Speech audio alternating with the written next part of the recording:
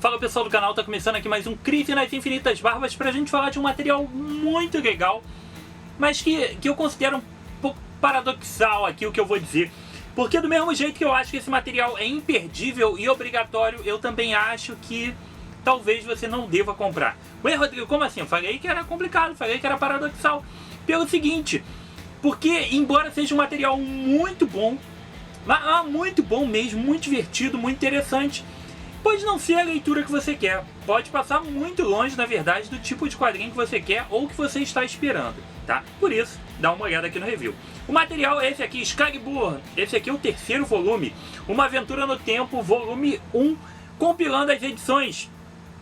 Quais edições, Rodrigo? Deixa eu ver aqui. As edições 12 a 20 de Excalibur. Material lá dos anos 80 para anos 90, que a gente vai esmiuçar em detalhes tudo que tem aqui. 212 páginas de quadrinho custando R$ 26,90.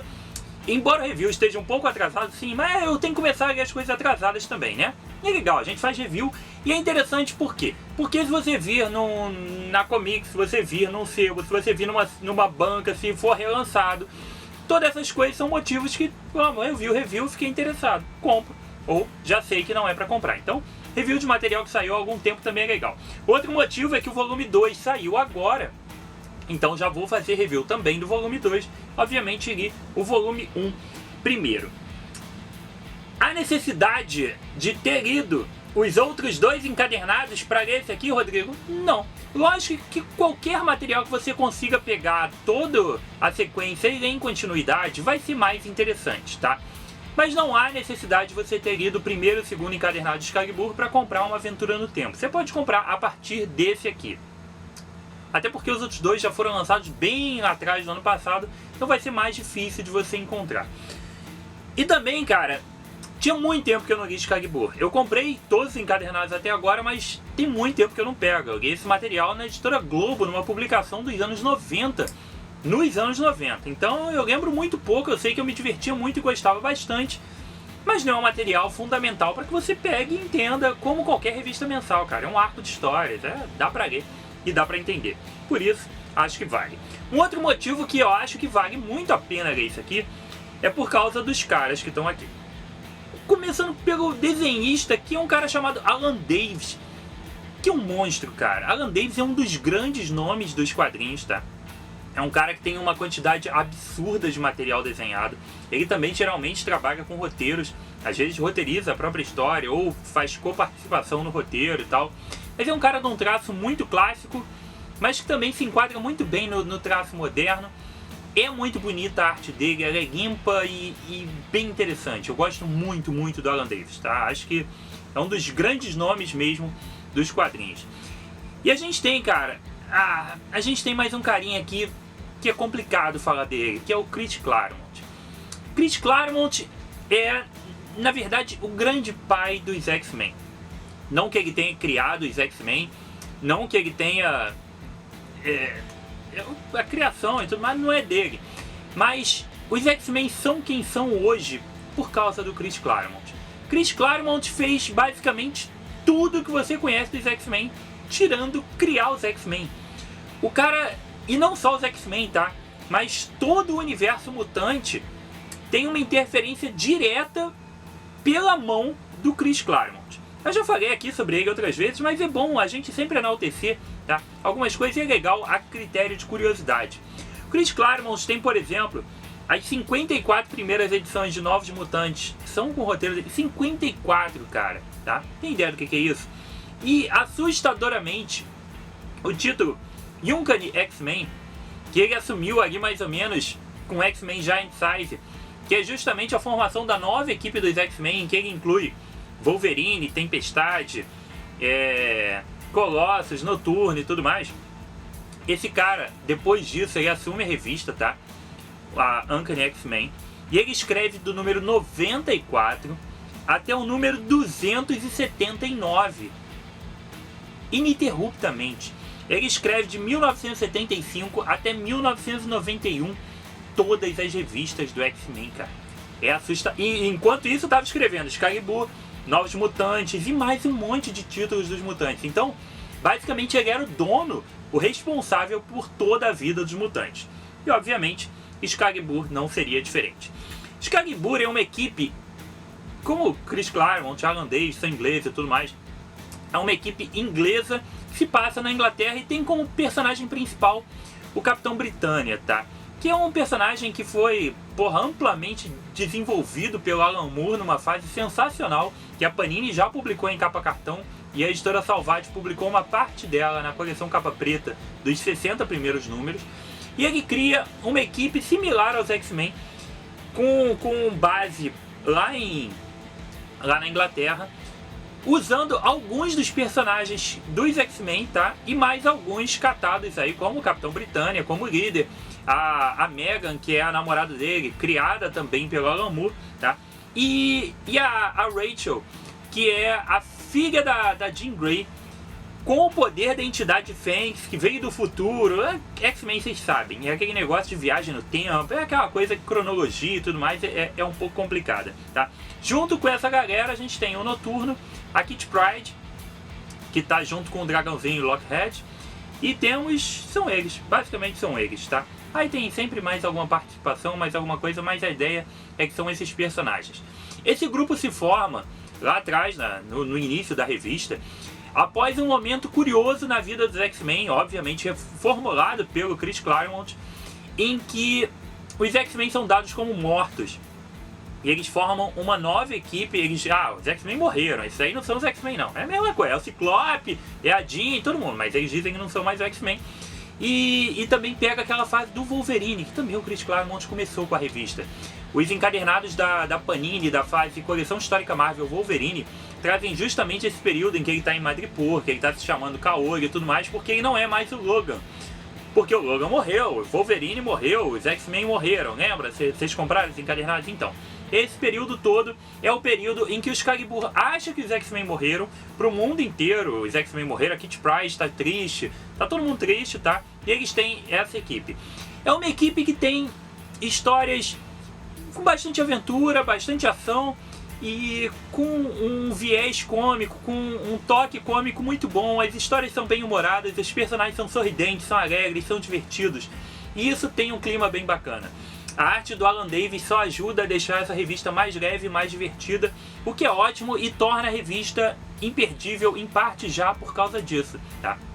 O que é, assim, realmente fantástico. Nesse encadernado aqui, em que a gente tem as edições número 12 a 20, a gente inicia um evento curioso na vida do Excalibur. Um evento em que eles vão começar a viajar entre dimensões, não só em dimensões, mas até uma questão temporal também.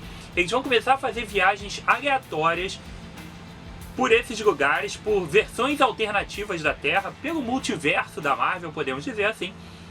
E a gente vai acompanhar essas aventuras. A história começa a se focar e se centralizar basicamente nisso, tá? O que, por um lado, é sensacional, genial e divertidíssimo. Porém, é um estilo de narrativa que pode não agradar a todo mundo, tá? Aí é que tá o problema, aí é que reside a questão paradoxal que eu falei pra vocês, de que é um material imperdível. Mas se você estiver disposto a ler isso aqui, tá? A gente vai esmiuçar tudo isso agora aqui, tá? Então, o Excalibur foi criado em 1989, tá? A revista começou a ser publicada nos Estados Unidos em 89. Ela durou 125 edições. Então eu não acho que a Panini vai continuar lançando Excalibur eternamente, o que eu gostaria bastante, mas não acho que vai rolar isso. A fase do Chris Claremont, ela vai da edição número 1 a 19, depois da 21 a 25, tá? 20 foi escrito por outra pessoa, inclusive tá aqui essa história. Tem a edição 27 e a 32 a 34. Depois disso, o Chris Claremont entra numa briga contra a Marvel. No início dos anos 90, todo mundo brigou com a Marvel. E ele foi mais um dos que saiu da Marvel puto e largou tudo. Que é uma pena, né? Ele voltaria a escrever os X-Men de novo nos anos 2000. E escreveu mais uma vez uma porrada de coisa. Mas ele abandonou tudo porque os rumos que as revistas estavam tomando não agradavam ele, tá? Principalmente se começou com Guerras Secretas. Ele estava toda uma questão de tentar regenerar o Magneto. Estava criando aos poucos, né? O trabalho dele, já que era tão longevo e pensado a longo prazo, ele ia plantando sementes, criando coisas para gerar alguma coisa no futuro. E a Marvel desandou isso com Tom DeFalco, os editores e tudo mais. Bom, isso é passado e já foi. Beleza? Então aqui a gente começa justamente a partir do momento em que eles começam a viajar no tempo e pelas dimensões. Essa viagem já começa de maneira completamente louca e que mostra pra gente que a história vai seguir um caminho, cara, que não tem exatamente uma linearidade assim. Você não vai seguir um caminho completamente linear, completamente lógico, porque a própria viagem já segue um padrão bem bizarro. Eles estão dentro de um trem, o trem é movido por um dragão que está dentro do trem, e as viagens interdimensionais são promovidas por uma criatura alienígena mecânica que eles não conhecem direito, mas que se alimenta do poder mágico da Fênix, né, da Rachel, e simplesmente joga eles para outra dimensão sem nenhum controle de para onde eles vão e nada disso. E é isso, cara. E a partir disso, Chris Claremont vai começar a brincar com esse conceito de viajar por dimensões, de encontrar contrapartes naquelas dimensões desses personagens e de outros personagens Marvel, caso seja o interesse dele, e brincar com vários conceitos metalinguísticos do quadrinho, de pegar outros quadrinhos e tudo mais, o que é muito original e muito interessante, tá? Só que, como eu disse, a forma como isso é feita não é tão tradicional, tão óbvia, tão simples como a gente está acostumado. Daí eu achar que talvez não agrade, beleza? Então vamos começar a destrinchar todas as edições que tem aqui dentro, uma por uma. A gente então inicia a partir da edição número 12, que é a primeira revista aqui que compõe esse encadernado, e a gente começa essas viagens então temporais e interdimensionais, tá? A gente começa com Meus Amigos Me Chamam de Big the Kid, e uma aventura muito legal. Essa primeira aventura ainda tem um caminho mais simples, mais tradicional, digamos assim. Aqui a gente vai ver o Excalibur indo parar numa realidade alternativa, onde a Inglaterra tem tecnologia, ela tá no mesmo ano mais ou menos, tá? Ela tá no século XX também, só que as coisas evoluíram de uma maneira diferente. O mundo tem uma magia como dos contos e dos filmes e dos livros, que misturam a época medieval com dragões, lenda do rei Arthur, fadas, ogros e tudo mais. Então eles vão parar numa Londres em que é toda verde, com castelos e tudo mais, só que também tem tecnologia. A gente se depara com um príncipe num cavalo, com armadura e com um Walkman. Tá? Na época era o Walkman, vamos pensar que isso aqui é 1989 que está sendo escrito. Então vai rolar uma aventura bem interessante, tá?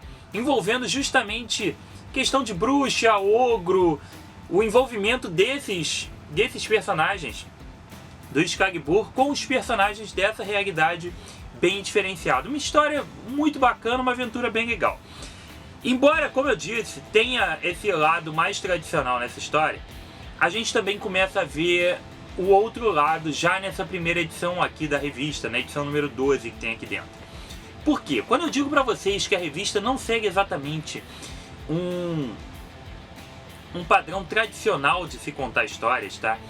É porque o Chris Claremont, ele, dentro da forma narrativa dele, ele trabalha com histórias paralelas, só que de uma forma que nem sempre é tão simples de se entender, tá? Não que seja uma revista complexa e tudo mais, mas ele brinca muito com esse vai e volta.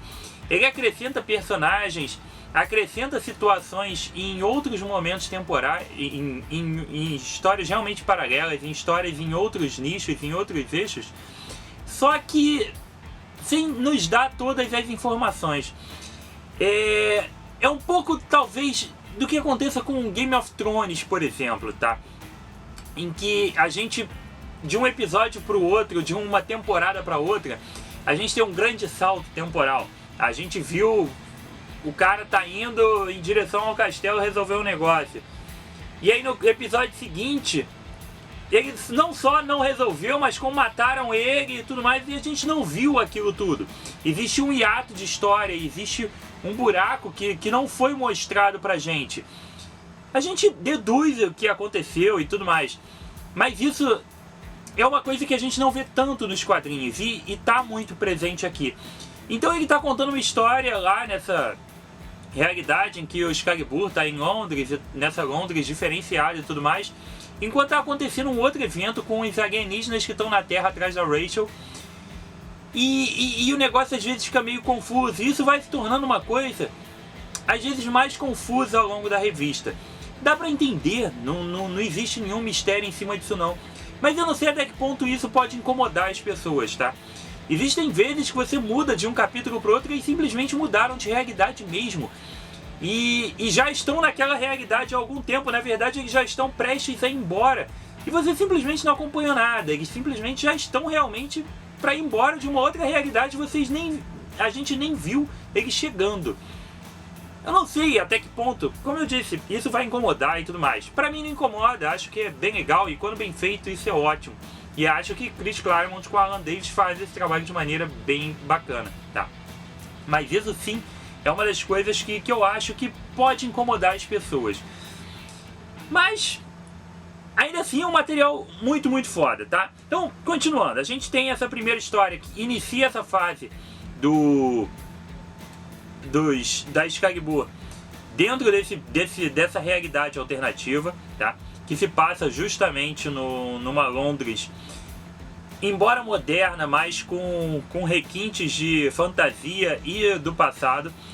A história seguinte dá continuidade a esse material, tá? Até que a gente vai concluir a história na edição número 3, com um casamento, uma festa e tudo mais, tá? Beleza, tudo resolvido, tudo ótimo, uma história muito bacana. E aí é o que eu falei, daqui a gente já vai saltar para um outro lugar que a gente não tem muita certeza de onde é, tá? E vai pegar uma realidade completamente zoada, cara. E é muito bom, tá? Essa parte aqui realmente é muito boa, porque a gente vai para uma realidade completamente insana, em que os personagens tomam rumos diferentes do normal da Marvel e seguem caminhos diferentes. Então o Capitão América é o Deathlock, tem uma série de coisas completamente bizarras e invertidas, e as personalidades e tudo mais segue realmente esse caminho diferenciado. O Quarteto Fantástico, por exemplo, é ótimo, em que cada um, eles mantêm os poderes, só que os poderes são invertidos. Quem virou coisa foi a Suzy, e quem virou tocha foi o Reed, e por aí vai. E é muito bom isso, é muito bom, tá? É uma história muito boa, e aí a gente vai seguir, vai começar a entrar realmente dentro desse conceito. A partir dessa quarta edição, a gente realmente começa... É a quarta edição? Não, a terceira edição.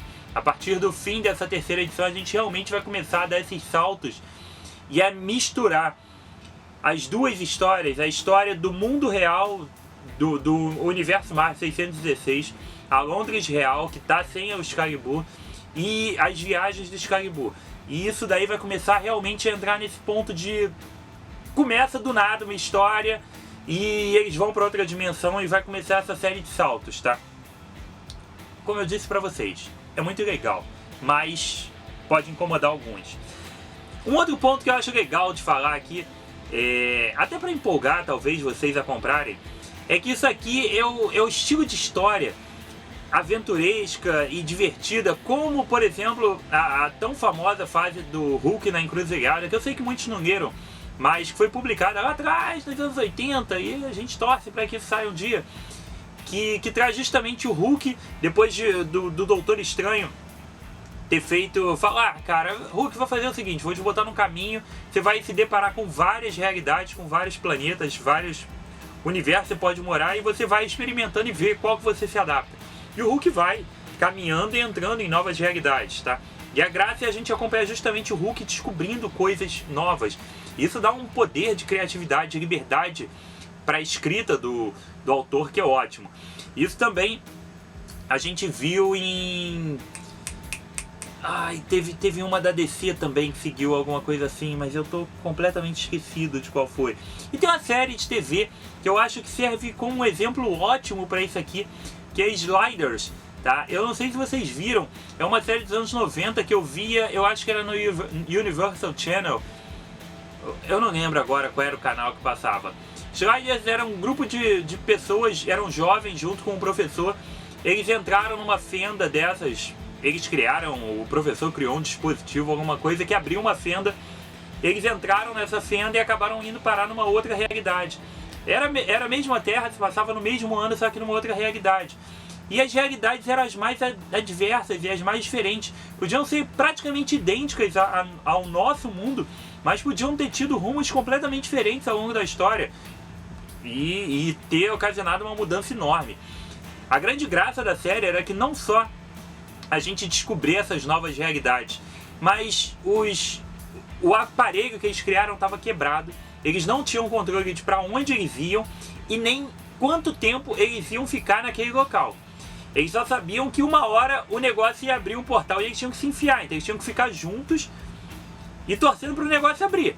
E às vezes eles entravam num lugar que era uma furada assim enorme, eles tinham que passar meses ali. Às vezes eles entravam num lugar que eles iam ficar só 30 segundos. Isso era uma sacada genial da série. Eu não sei, talvez eu vendo a série hoje eu acho tosquíssima, né? Existe essa percepção de infância e tudo mais que fica comprometida. Mas eu via isso e achava o máximo, tá? E tem um pouco disso aqui. Essa ideia da gente ver variações, da gente ver outras realidades, da gente ver... Porra, tô tentando lembrar a porra do nome do negócio da DC, cara.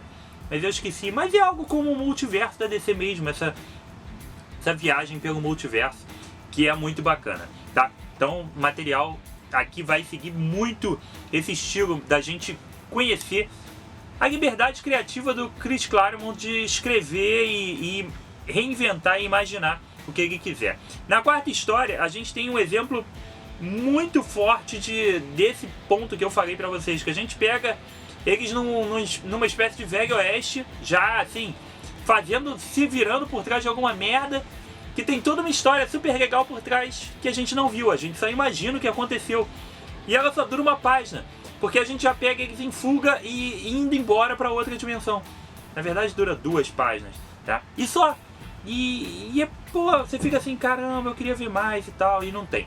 Um outro ponto aqui que entra, é legal, é um personagem muito interessante, que segue um caminho bacana, porém também gera essa certa confusão na gente, é o irmão do Capitão Britânia. Ele aparentemente não tinha poderes, mas ele começa a demonstrar aqui uma série de poderes um tanto quanto bizarros, cara, que ele consegue enxergar como se fosse o tecido, as linhas da realidade, ele consegue mexer nas linhas da realidade. Pode ser algo difícil de entender simplesmente eu falando assim, mas ele é um personagem que aparentemente tem um poder quase ilimitado, surreal e absurdo. E ele vai se envolver com esses alienígenas, vai se envolver com uma série de personagens e tudo mais dentro dessa história paralela que vai seguir aqui. Chris Claremont realmente viajava completamente quando estava afim, tanto que criou toda essa questão de viagem no tempo em cima da cronologia dos X-Men. Não foi à toa, ele realmente gostava de envolver ficção científica e viajar com isso, o que é ótimo, tá? Essa edição praticamente não aparece o Excalibur, tirando aquela páginazinha que eles estão no Velho Oeste, o fim, que a gente vê a porra do trem deles todo ferrado e tal, e eles largaram em algo que parece Marte. A gente só vê eles nisso durante a edição, tá? Então realmente a gente tem essa liberdade diferenciada, proporcionando um trabalho muito legal. Aí a gente vai para uma outra história, tá? A próxima história, que é o Senhor da Guerra, é mais um mini arco desses, em que a gente vai acompanhar um confronto bizarro entre seres azuis contra seres de cor aparentemente humana, brigando, e aí o Noturno vai parar no meio dessa briga porque eles foram se espalhando quando chegaram nessa realidade. E isso vai gerar uma história bem legal, cara, tá? Bem legal, que traz mais elementos pra gente diferentes. Vai ter um narrador misterioso narrando essa história. Os personagens vão tomar algumas atitudes diferentes e simplesmente entra naquele ponto que eu te falei. O personagem tá aqui, eu não gostei disso não, eu vou fazer não sei o que. E a gente tem um salto temporal de um mês pra voltar naquilo e nada é explicado, entendeu? É uma forma peculiar de se contar a história, tá? Existe uma outra coisa aqui, olhando aqui as páginas, tá? É curioso a gente ver o quanto tem mudado nos debates a respeito de contar histórias em quadrinho e como desenhar e tudo mais, que é um debate recorrente. A sensualidade das personagens aqui, as roupas, eu acho sensacional, cara. Eu acho muito foda. A Kitty Pryde, a Rachel, todas têm uma sensualidade e as roupas são extremamente provocantes de todas as personagens o máximo de vezes possível. E eu não consigo ver grandes problemas com isso não, até porque também o Noturno passa metade da revista seminu, junto com o Capitão Britânia também, e é legal, cara. É quadrinho anos 80, início dos anos 90, que tinha tudo desse jeito mesmo, e eu não vejo mal nenhum nisso. Mas é um ponto curioso a gente destacar aqui. Hoje você não vai ver isso mais numa revista, tá? A Kitty Pryde usando uma roupa que é só um pano pela frente do corpo e a lateral tá toda aberta, você não vai ver nunca mais. A Rachel usando um micro maiô realmente é algo que você também não deve ver novamente, tá? A gente vai ter na próxima história, a gente continua ainda nessa realidade dos Homens Azuis, em que o Noturno está se destacando. A gente vai conhecer um pouco mais sobre o passado da Rachel, o passado que é o futuro, e beleza. E essas histórias vão correndo de maneira, porra, muito bacana, tá? E aí, cara, a gente continua nessa viagem por realidades. As outras histórias que seguem vão piorando ainda mais esse conceito, tá? Piorando não no mau sentido, no bom sentido. Ela vai extrapolando cada vez mais. O que estava seguindo uma linha bem fácil, bem tradicional, começa a seguir uma coisa ainda mais confusa. A gente entra numa outra realidade, os personagens se separam, a gente começa a ficar confuso se alguns deles realmente estão na Marvel 616, se estão em outro lugar. Até o traço da história, embora a revista seja desenhada pelo Alan Davis, o traço da história em alguns momentos se torna um traço meio de mangá. Existe uma enorme referência a Speed Racer aqui, então isso tudo está envolvido também e a história começa a ficar uma loucura, cara. A insanidade começa a imperar aqui, não uma insanidade das revistas do Deadpool, da Arlequina, não, mas tem uma insanidade assim, do negócio começa a ficar realmente... Pra onde é que ele tá querendo ir, cara? E esse irmão do Capitão Britânia também traz aqui pra gente alguns aspectos diferentes pra revista. E a revista começa a ficar realmente mais complexa. Mais complexa, mas ainda assim muito boa, cara. É um material muito diferenciado, mas muito bom. Que eu acho realmente que vale muito a pena. Pra fechar, tá? Depois disso tudo, esse programa enorme e tudo mais, a gente vai pra edição número 20. A edição número 20, cara, ela tem um fato curioso a respeito dela, que ela aparentemente é inédita no Brasil. Eu ainda vou entrar nesse ponto, tá, com as outras edições também, mas aparentemente a edição número 20 é inédita no Brasil. Esse material, ele não é escrito pelo Claremont, nem desenhado pelo Alan Davis. Aqui a gente teve uma edição daquelas de intervalo. Claremont devia estar, escrevendo roteiro de outra coisa, ele escrevia tanta coisa, né? A gente tem um artista convidado aqui que escreve uma revista que está fora da cronologia do que está acontecendo. É uma história que se passa antes de todas essas viagens temporais, de tudo isso, tá? É uma história que se passa durante o momento comum do Excalibur.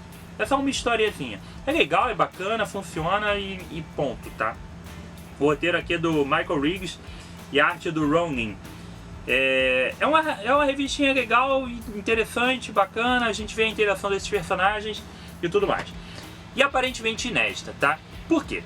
Porque eu dei uma pesquisada para ver onde esse material saiu e eu constatei que tudo isso saía na época da revista do Wolverine, da Editora Abril. As edições que compõem essa revista, que são da edição número 12 ao 20, a gente tem do 12 ao 19 publicadas dentro da revista Wolverine da Editora Abril.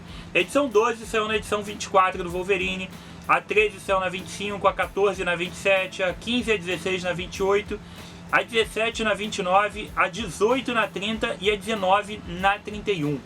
A edição 20, que fecha essa revista, que é de outro artista, não é do Claremont, como ela não estava nessa linha temporal, ela é simplesmente uma história à parte para completar a numeração mensal, eu acho que a Abril simplesmente resolveu pular e dar continuidade ao material, que eu não achei essa história republicada Então, aparentemente, isso nunca tinha saído no Brasil. O que é uma coisa legal, né? A Panini, embora esteja lançando Excalibur como ideia, acredito eu, a Panini não vai lançar as 125 edições de Excalibur.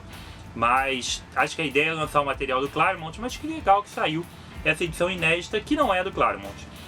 E só pra questão de curiosidade, a edição número 24 do Wolverine, por incrível que pareça, assim, quando eu tava aqui fazendo a pesquisa, ela é talvez a minha primeira revista em quadrinhos de super-herói, cara. É a revista que eu tenho a lembrança mais antiga. Eu não comecei a colecionar com ela, tá? Eu já vi os desenhos dos X-Men, já tinha um interesse. E aí quando eu passei na banca, agora eu não tenho 100% de certeza se fui eu que comprei. Se fui eu que pedi pra comprar ou se foi o meu irmão. Um de nós pediu pra comprar essa revista. A gente viu na banca essa revista e o Wolverine na capa, óbvio. E o Wolverine era um personagem, porra, uma criança assistindo desenhos X-Men dificilmente não gostaria de todos, mas o Wolverine é um caso à parte. A gente viu essa revista e pedimos pra comprar. E aí tu imagina, cara, eu dou de cara com uma revista que tem uma história do Wolverine, tem uma aventura no tempo do Claremont, porra, assim, perdida ali, e tinha a história do Wolverine é uma daquelas do encadernado da coleção histórica Marvel, tá? E tinha mais uma outra que agora eu não lembro o que era, mas era alguma coisa assim também, completamente nada a ver pra minha cabeça ali, né? Eu olhei e falei, cara, que é isso? Não é o X-Men que eu vejo no desenho. Eu fiquei completamente perdido ali e tanto que demorou anos pra eu voltar a comprar. Mas aquela foi a revista que eu tenho 95% de certeza que foi o primeiro contato que eu tive num quadrinho de super-herói na banca. A gente comprou, leu aquilo, olhou. Que porra é essa aqui? Peraí. Eu tinha, porra, 9, 10 anos quando saiu esse material. Então, realmente foi assustador na época pra mim. A gente não tinha essa quantidade de filmes, desenhos, referências que a gente tem hoje e tudo mais. E os quadrinhos, pegar realmente um Claremont naquela época foi algo um quanto estranho. Mas, ainda assim, material muito bacana, cara, que, como eu disse pra vocês, não sei se é totalmente adequado para... Não adequado não é a palavra. Se ele despertará o interesse e vai agradar a todo mundo. Acho que é um material muito bom, muito divertido, muito inteligente, mas não sei se é o tipo de leitura que todo mundo quer. Embora tenha alguns momentos aqui que eu acho realmente seria um quadrinho para agradar todo mundo, mas o fato do Claremont não seguir uma narrativa completamente coesa, simples e linear, tá? Não que isso seja um demérito ou um mérito, tá? É simplesmente uma qualidade da revista, mas acho que o fato dela não seguir esse caminho torna ela um material que pode sim se tornar menos atrativo para alguns, tá? Mas eu sempre digo aqui que você não deve se basear simplesmente na opinião do tio Rodrigo ou de qualquer outro canal. Acho que você tem que ter a sua própria experiência. Se você está interessado, se está curioso a respeito do material, se você já leu outros materiais do Claremont e tudo mais, não fique em dúvida. Vai lá e arrisca. Ah, mas é dinheiro, cara. Tu tem que arriscar, tu tem que ver, tu tem que comprar, tem que... Eu fui lá e comprei, tinha 10 anos, comprei. Eu li isso aqui com 10 anos. Fui lá, comprei, olhei e falei, caralho. Às vezes você precisa de um processo de maturação, você precisa de um outro momento para ler. Existe uma série de fatores que podem te levar a gostar de uma coisa agora e não gostar daqui a 2 anos, ou vice-versa. Mas acho que você tem que experimentar, tá? Lógico, se tiver interesse, realmente você olha para essa capa aqui, não tem nenhum interesse, nada do que parece ter aqui te chama a atenção nesse momento, então realmente vale a pena deixar para lá. Mas se você tá curioso, se você tá interessado, dá uma chance, tá? Ah, mas pô, você falou que... Tenta, cara. Vai que você acha isso aqui sensacional. Vai que você nunca se deu a oportunidade de ler esse tipo de material. Pode ser que agora seja a hora, tá? Não tô dizendo que você deva ou não. Isso é uma escolha, obviamente, sua, um critério seu que você vai ter que estabelecer. Mas tá dito aqui o que tem na revista. Mas aí você vai decidir isso aí, óbvio, por sua própria conta e risco. Mas eu acho que vale o risco, tá? Acho que vale sim. Mas aí você que decide. Inclusive eu já comecei a ler a número 2 e vou te dizer, cara, a número 2, que é essa que tá na banca agora, eu acho que ela ainda tá pior do que a número 1. Pior no sentido de estar mais confusa. As primeiras histórias estão muito boas, mas mais confusas do que a número 1. Mas Aí é contigo, tá bom? Eu vou, espero que você tenha curtido esse programa enorme aqui. Vocês sabem que às vezes eu gosto de falar mesmo, quero falar esse monte de coisa, eu falo e vambora, tá? Então espero que você tenha curtido, deixe seu like, deixe seu comentário. Pra galera nova no canal, bem-vindos. Gostaram do programa? É assim, programa aqui no canal é assim, é diferenciado. Eu falo quanto tempo eu quiser, tudo que eu quiser, o programa é gigante mesmo e faz parte, tá? Curtiu? Então deixe seu like, seu comentário, dá uma olhada também no Facebook, Twitter e Instagram do Barbas. Tem muita coisa legal por lá, tá bom? Então foi isso aqui comigo, Rodrigo, mais um review dos quadrinhos. Um abraço e até a próxima.